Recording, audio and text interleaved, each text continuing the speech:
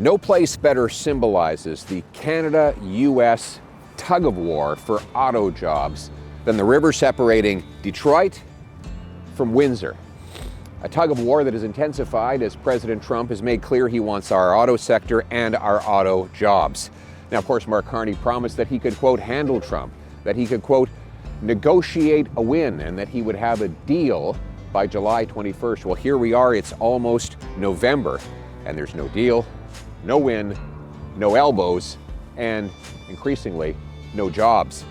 In fact, the Prime Minister promised that he was going to build an all-in-Canada network of automotive production. Since that time, what we've seen is the tragic loss of so many jobs.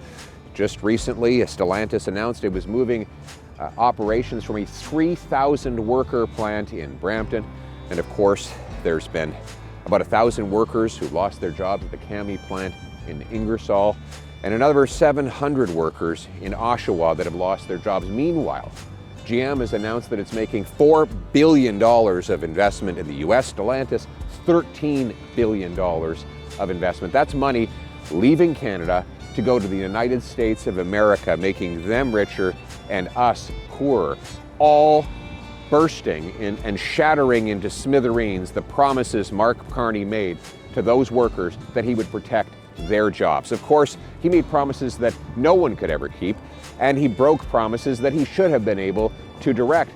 We needed to focus on the things we can control on the Canadian side of the border. For example, the government's plan to ban internal combustion engines, gas and diesel-powered vehicles, is already killing jobs even though it's not yet implemented. Because of course, if you're a business looking at making an investment in a plant, you're not going to do it if that plant is going to be banned or severely penalized by a government mandate 3 or 4 years down the road. In fact, you'd move it to another place, like the US, where there is no such mandate. Conservatives believe that Canadian business and workers decide what cars to make, and Canadian consumers should decide what cars to buy. In other words, get rid of the mandate and put you back in the driver's seat on the vehicles you choose to drive. Secondly, I don't know what's worse, Trump's tariffs or Carney's taxes.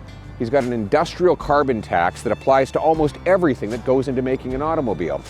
The plastics, the rubber, the steel, and the other metals that could potentially be produced or altered or changed are all more expensive because of an industrial carbon tax that does not exist on the American side of the border, but does on our side. This drives production and paychecks out of our country. Let's get rid of the entire carbon tax for everyone, for everything, for good. Let's cut tax on investment by allowing people to reinvest, businesses to reinvest their capital gains tax-free as long as it's invested here in Canada. In fact, let's take all taxes off of Canadian-made automobiles so that our consumers have an incredible incentive to buy Canadian. We need to fight for our workers, fight for our people and our production. We need to start to put Canadian business, Canadian workers, and Canadian quality of life first. In fact, let's put Canada first.